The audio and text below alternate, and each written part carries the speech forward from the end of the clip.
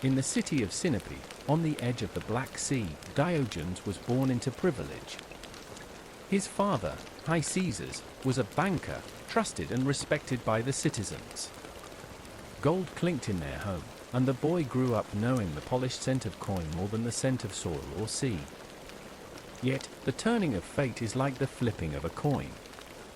One day, High Caesar was accused of debasing currency, mixing base metals into the coins to profit in secret. The scandal was swift and unforgiving. Their wealth vanished. Their status was buried. Diogenes, once a child of privilege, became an outcast. "What shall we do, father?" Diogenes asked amid the ruin of their home. High Caesar stared out at the port, his voice barely above the crash of waves. "Leave, my son. Go far. Go to Athens. Seek wisdom. Seek meaning." And so, with nothing but a cloak and sandals, Diogenes journeyed to Athens, the heart of philosophy, to understand why life was so quick to unmake a man. Athens was a world of marble and ideas. In the bustling agora, Diogenes watched men in fine robes debate virtue while slaves fetched them wine. He listened first to Plato. Virtue, Plato declared, is the alignment of the soul's three parts: reason, spirit, and appetite. Diogenes tilted his head. One evening, holding a lamp though the sun still shone, Diogenes walked through the agora. "What are you doing, madman?" a merchant laughed. "I am searching for an honest man," Diogenes replied calmly. The crowd chuckled, but Diogenes walked on, undeterred. He found not a teacher but a mission, to strip away falsehood and pretense. Truth, he believed, lived not in words, but in action. He took up residence in a large clay jar near the temple of Cybele. He renounced possessions, living only with a cloak, a bowl, and a staff. Soon, even the bowl he cast away when he saw a boy drinking with his hands. "I have been carrying unnecessary baggage," he muttered. Thus began the legend of Diogenes the Cynic, a man who scorned comfort and exposed hypocrisy like wind strips the trees in winter. Word spread of the strange man in the jar. Some called him mad. Others called him wise. Children threw pebbles at him, scholars came to debate him. Diogenes welcomed all with equal disdain and wit. One morning, a wealthy man visited. He stood before the jar, silk robes flowing. "Diogenes, if you would learn manners and elevate your status, I could offer you a house." Diogenes yawned. "And if you would learn contentment, you could live in a jar." He taught through example, not through sermons. He found joy in simplicity. Dogs became his companions, creatures unashamed of their instincts, without greed or false pride.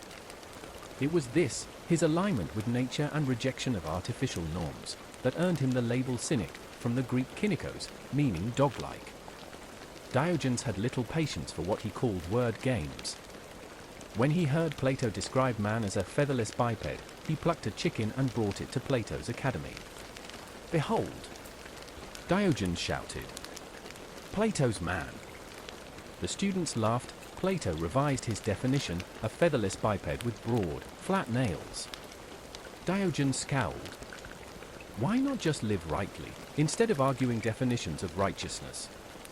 One day, he saw a man bathing in perfume. "Are you trying to smell good, or cover the stench of a rotten soul?" Diogenes asked. The man flushed and hurried away. Diogenes believed in confronting falseness directly. He would sit in the marketplace, eat when he was hungry, sleep where he pleased, and relieve himself in public without shame. "What is shameful," he once said, "is not nature, but pretending to be above it." And so Athens buzzed with stories, tales of the barefoot philosopher who wielded wit sharper than any sword. The tale of Diogenes reached beyond Athens, even to the ears of Alexander the Great. Curious, the young conqueror visited the philosopher where he lay sunbathing. "Are you Diogenes the Cynic?" Alexander asked, flanked by soldiers. "I am Diogenes the dog," he replied, squinting up at the man who ruled empires. "I admire your wisdom. Ask anything of me." Diogenes raised a hand. Yes. Stand out of my sunlight. Alexander laughed, amazed. If I were not Alexander, I would wish to be Diogenes. Diogenes smirked. And if I were not Diogenes, I'd still wish to be Diogenes. The encounter became legend. Even emperors, it seemed, could be humbled by a man with nothing to lose. Yet Diogenes did not seek to embarrass. He sought truth, purity, and the stripping away of lies. He believed that by living simply, one could be truly free. Free of want. Free of fear. Free of pride. Despite his disdain for convention, Diogenes was not unkind. Not all admired Diogenes. Some feared his sharp tongue. The wealthy found him insufferable. Priests called him profane. One day, an official ordered his arrest for public indecency. You offend decency, the official said. I offend illusion, Diogenes replied. Decency hides behind golden robes. Thrown into a cell, Diogenes sat cross-legged, serene. A jailer asked, "Are you not angry?" "I am free," Diogenes said, "even behind bars. You, who need permission to leave, are not." His words spread. Even in chains, the philosopher's voice carried into banquet halls and schools. Students began quoting him. Merchants cursed his name between transactions. He was a mirror, one many were afraid to look into. On a rare trip to Delphi, Diogenes stood before the oracle. "Speak," she said. "What do you seek?" "Nothing," he answered. "And in it, everything." The priestess frowned. "Most ask of riches or love." "They are already rich in need," Diogenes replied. The oracle, impressed or amused, gave him a title, O Kainos, the dog.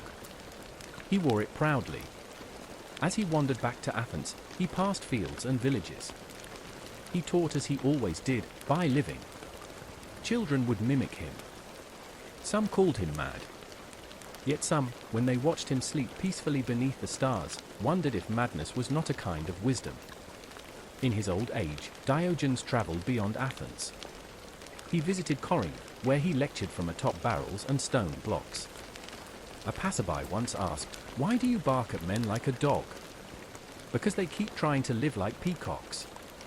In Corinth, he drew a crowd of students, among them future Stoics who would shape Roman thought. They did not imitate his lifestyle, but they absorbed his spirit. He debated with priests, mocked pompous generals, and praised beggars who shared. His tongue remained sharp, his humor biting. In a garden, he once met a philosopher who asked, "How can one be virtuous without society?" Diogenes pointed to the sun. It shines whether you're watching or not. He believed that virtue must be its own reward, not a badge, not a means to applause, but a state of inner clarity. Diogenes grew thinner. His beard turned silver. Yet his eyes burned brighter with age. When asked if he feared death, he said, "I do not fear a lack of breath. I fear a life spent choking on lies." His final days were spent not in a home, but beneath open sky. He spoke less, laughed more. One day, a passerby found him still beneath the fig tree, arms crossed, eyes closed, as though napping. Athens mourned in its own divide. From Crates came Zeno of Citium, a shipwrecked merchant turned philosopher who would plant the seed of Stoicism. Zeno had never met Diogenes, but he had studied under Crates and carried forward the spirit of detachment. In Athens, where philosophers multiplied like olives in spring, the jar Diogenes once called home lay in quiet ruin. Yet flowers bloomed near it, placed by silent admirers. No school bore his name. No formal doctrine survived. But his shadow stretched long across time, like sunset over stone. Even now, when truth grows murky and comfort is mistaken for meaning, there are those who return to the words and the life of Diogenes. A monk in the East renounces wealth and eats from a wooden bowl. A protester sleeps in a city square, unbothered by stairs. A child questions why the emperor needs gold robes.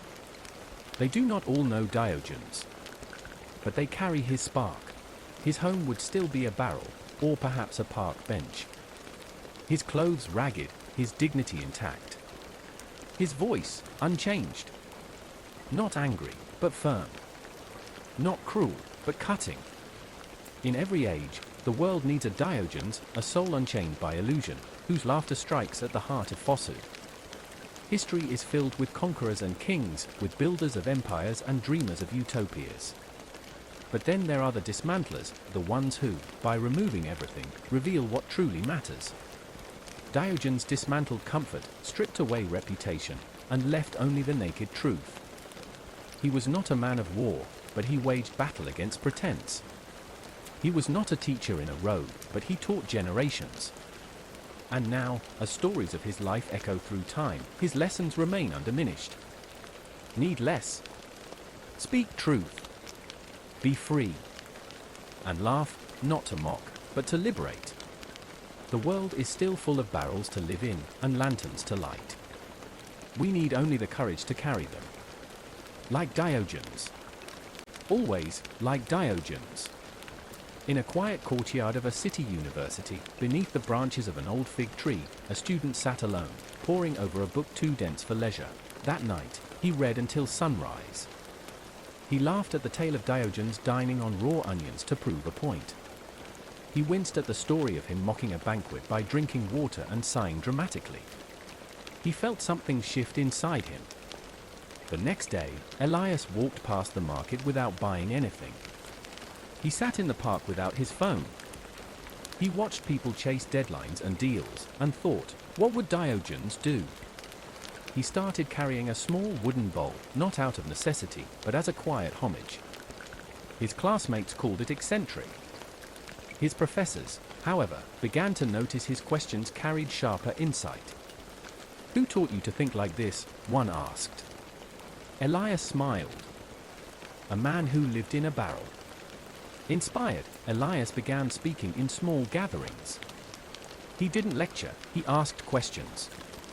He challenged assumptions, poked at pretensions, and often ended with a story of Diogenes.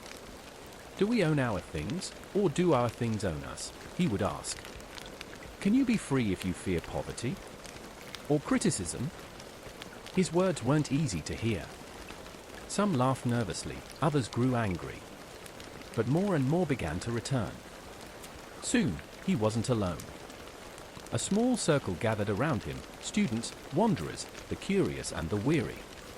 They called themselves the lantern bearers.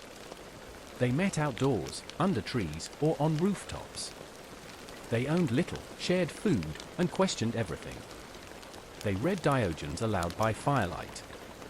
Be shameless in the name of truth, Elias would say, and someone would always whisper, like the dog.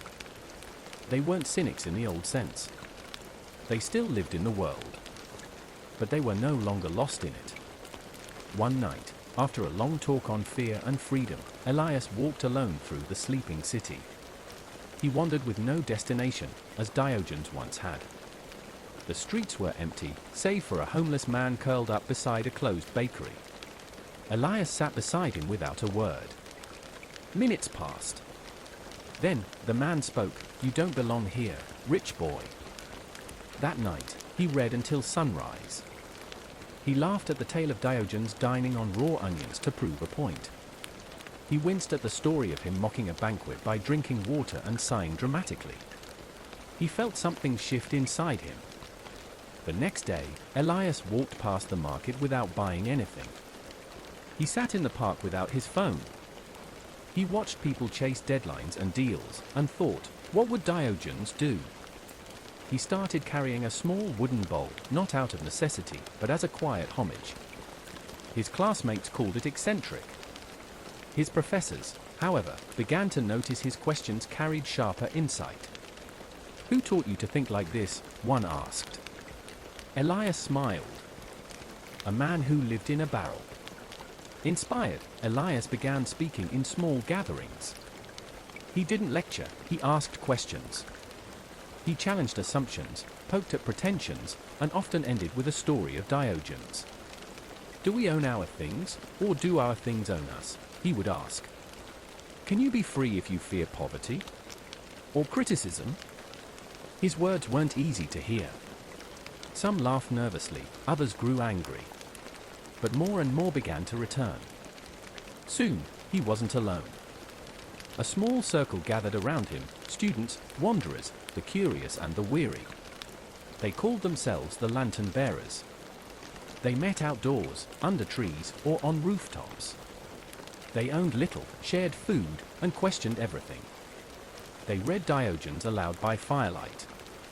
"Be shameless in the name of truth," Elias would say, and someone would always whisper, like the dog. They weren't cynics in the old sense. They still lived in the world. But they were no longer lost in it. One night, after a long talk on fear and freedom, Elias walked alone through the sleeping city. He wandered with no destination, as Diogenes once had. The streets were empty, save for a homeless man curled up beside a closed bakery. Elias sat beside him without a word. Minutes passed. Then, the man spoke. "You don't belong here, rich boy." Elias looked down at his worn sandals. "I don't belong there either." The man squinted. "What do you want?" Elias replied, "To want nothing." The man chuckled. "Then you're in the right place." They shared silence, broken only by the breeze. In that moment, Elias felt closer to Diogenes than ever, not in comfort, but in clarity. He stood, placed his wooden bowl beside the man, and said, "If you drink from this, know it once belonged to a free man." And he walked on, lighter than before. Word of Elias and the Lantern Bearers began to spread beyond the university. Videos of their discussions surfaced online, quiet gatherings in parks, debates beneath bridges, laughter echoing through alleyways. There were no slogans, no merchandise, no causes to champion. Only questions. In a cafe across the world, an artist paused mid-sketch after watching one of Elias' talks. She put down her stylus and walked out, leaving behind the commission she no longer believed in. On a farm, a man who had worked the land for 40 years found himself staring at a broken plow and whispering, "What if I don't need to fix this?" The message was never about abandoning life, it was about stripping it to its roots. In a mountain village where technology had not yet devoured the horizon, a quiet man appeared. He wore no shoes and carried no phone.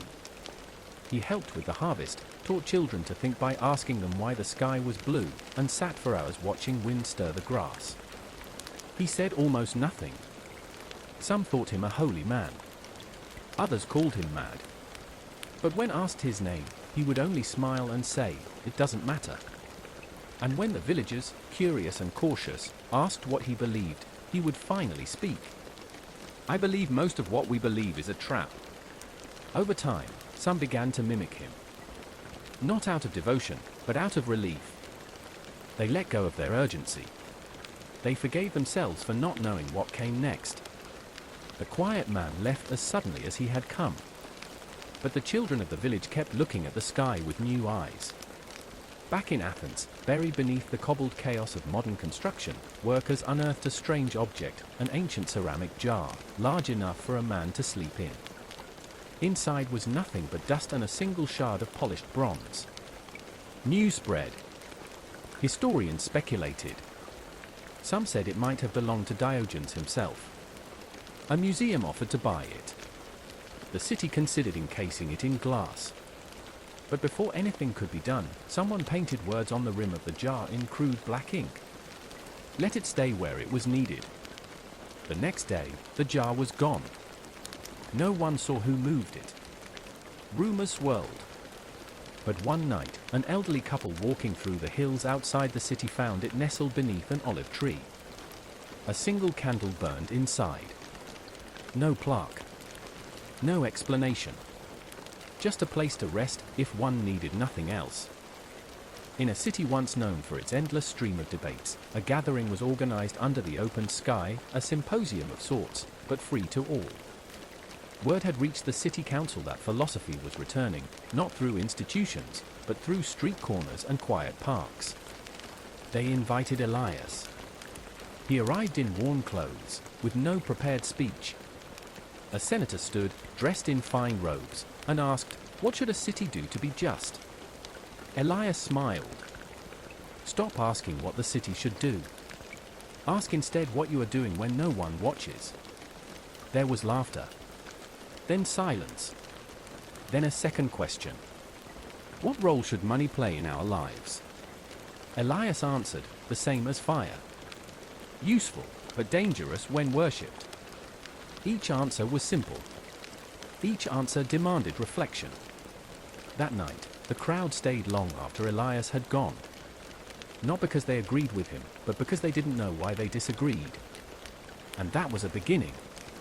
One cold morning, a woman named Lyra, once a corporate executive, now a traveler, found herself in a coastal town where rumors of a living Diogenes had begun. She was skeptical, hardened by years of meetings and deals. But she found a group sitting by the sea, no fire, just sharing stories.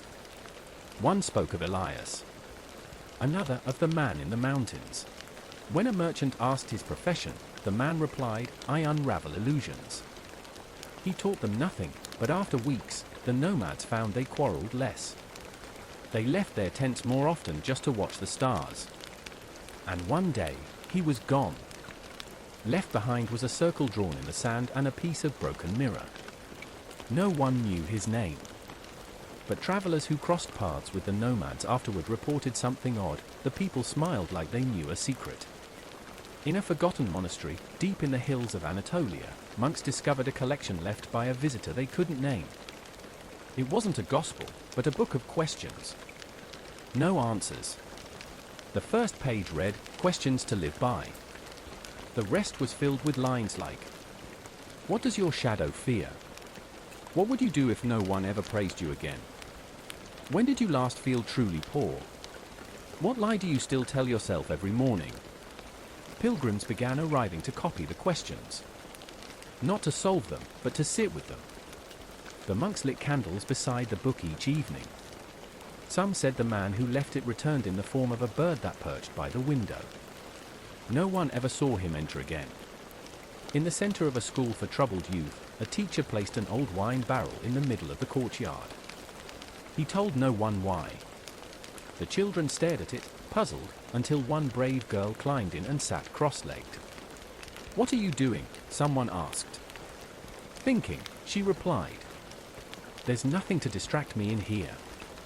By week's end, students took turns sitting inside, sometimes alone, sometimes with a friend. They talked less about punishment and more about presence. They left poems in the barrel, etched words on the rim.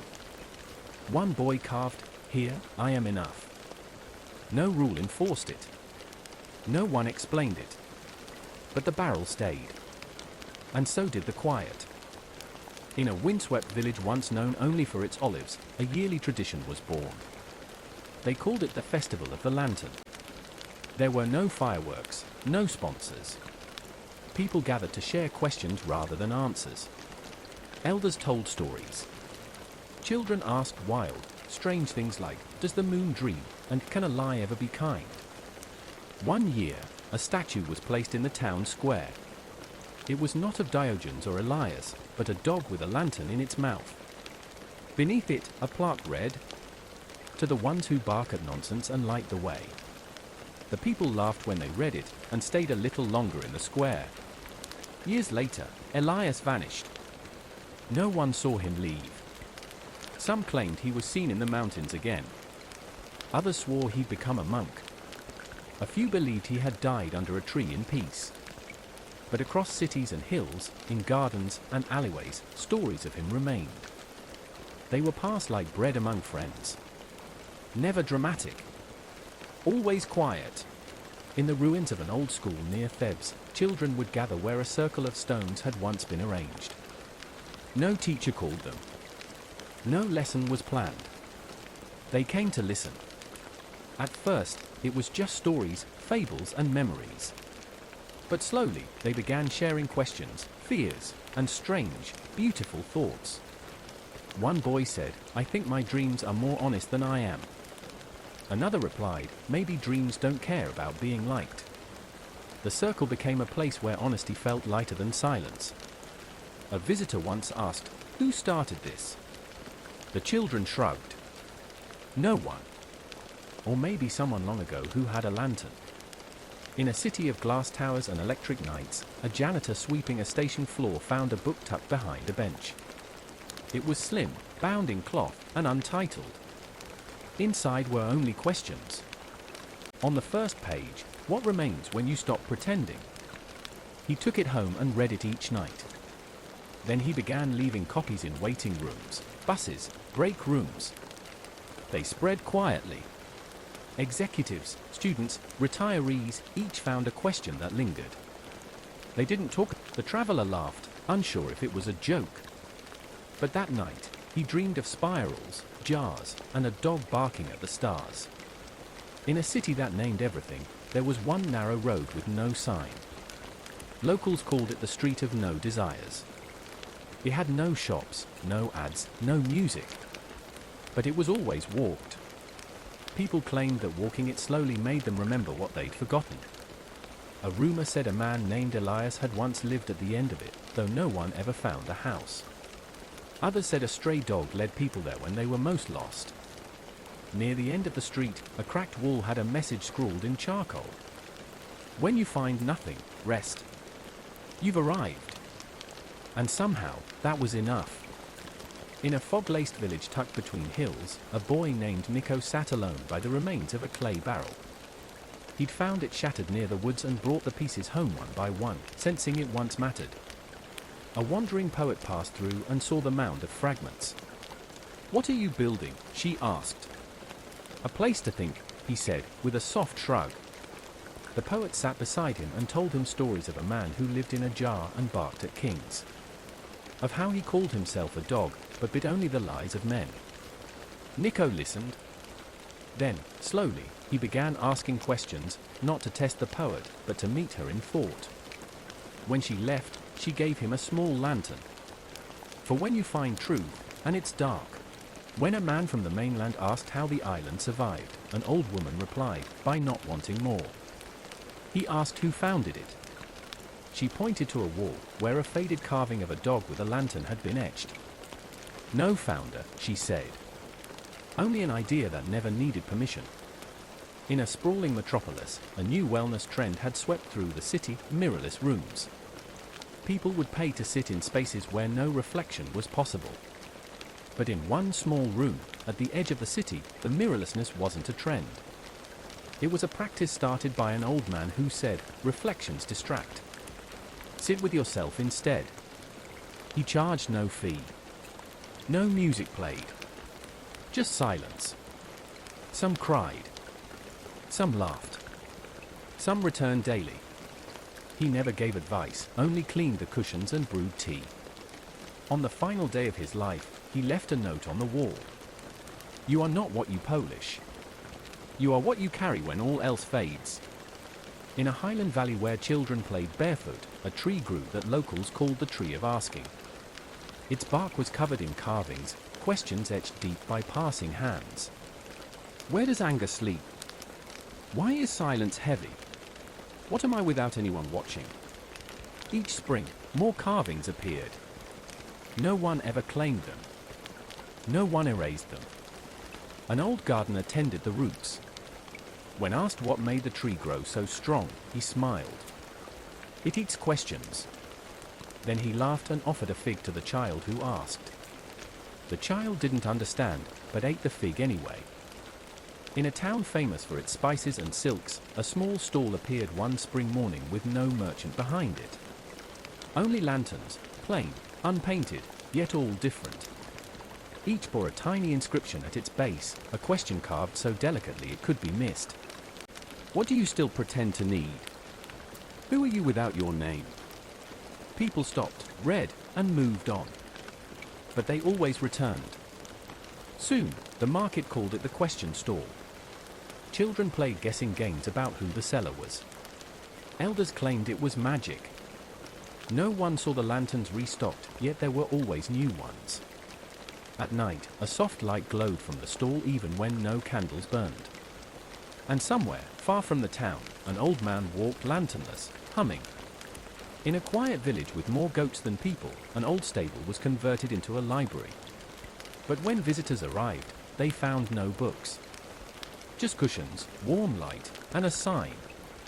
This is a place for remembering, not reading. Each wall had a question written in chalk. What did your grandmother know that you've forgotten? What fear do you defend as reason? Visitors came, sat, sometimes spoke, sometimes wept. A woman once stayed a week, and when she left, she hugged the empty shelves. Years later, no one remembered who created the library. But it remained open, always with tea, always with silence, always with chalk. In the desert, near the bones of a collapsed temple, a man was seen walking at dusk. Locals called him the man with no shadow, for none could remember seeing his outline fall on sand. The boy grew up, built a school, and in its foundation, he placed a small plaque. Speak less. Time more. Each spring, in a small Aegean town, people gathered dressed as dogs. They howled at the moon, stole bread from one another, and told truths they wouldn't dare any other day. It was called the Festival of Barking, and it had no sponsor, no schedule. Children learned to ask, what would Diogenes do? And adults, on this one day, gave honest answers. One mayor admitted he missed being a carpenter. A wealthy woman gave away her shoes and danced barefoot. A priest tore up a sermon and just hugged people. The next day, the town was quieter, but different. Some claimed the original founder had once lived in a barrel nearby. Others said he still did, just quieter now. High in the hills above Corinth, there was a well that no longer held water. But it held echoes. Not of voices past, but of thoughts unspoken. Pilgrims came not to drink, but to listen. One day, a farmer dropped a pebble in and waited. After a long silence, he heard a whisper. Do you work to live, or to be noticed? He sat beside the well for hours. When he returned home, he gave away his finest ox and kept only the one that needed him. No one could explain how the well spoke. Some said it was cursed. Others said it remembered Diogenes. The villagers simply kept it clean. A dusty path outside Athens, once a forgotten road used only by shepherds, was slowly worn smooth again. Only those who've lost everything can see the horizon. Locals began calling it the Dog's Path, saying it was once where Diogenes walked, speaking to no one, stopping for every child, and barking at every carriage. Every year, on a certain spring morning, wildflowers bloomed along its entire length. No one planted them. They just came. In a crumbling part of the city, there was a house that never locked its doors. Inside lived no one. Yet, it was never empty. People came to rest, to think, to leave notes. Each room had a different color. In the yellow room, people cried. In the blue room, they sang. In the white room, they wrote questions on the walls. One morning, a girl found a note in the red room. I lived without shame. Try it for a day. She didn't know who wrote it. But she smiled, walked out barefoot, and whistled. That night, a new note appeared beneath the old. I tried. It felt like flying. There was no grave. No monument. In a quiet village where the wind passed through olive trees like a memory brushing skin, a child sat beneath a fig tree, sketching circles in the dust. An old traveler stopped and watched. What are you drawing? I don't know, the child said. But I think it's a place. The traveler smiled. All good places begin with not knowing. The child looked up. Did you know a man named Diogenes? The traveler paused. I did not. But I knew his wake. I walked in it. And with that, he sat, and they shared a piece of fruit in silence. The wind shifted. Somewhere, a dog barked at the clouds. Far from cities, under a canopy of stars, a lantern sat atop a stone. Its flame had gone out long ago, but still it glowed. People came from time to time. Not to worship. Not to learn. But to sit. To remember.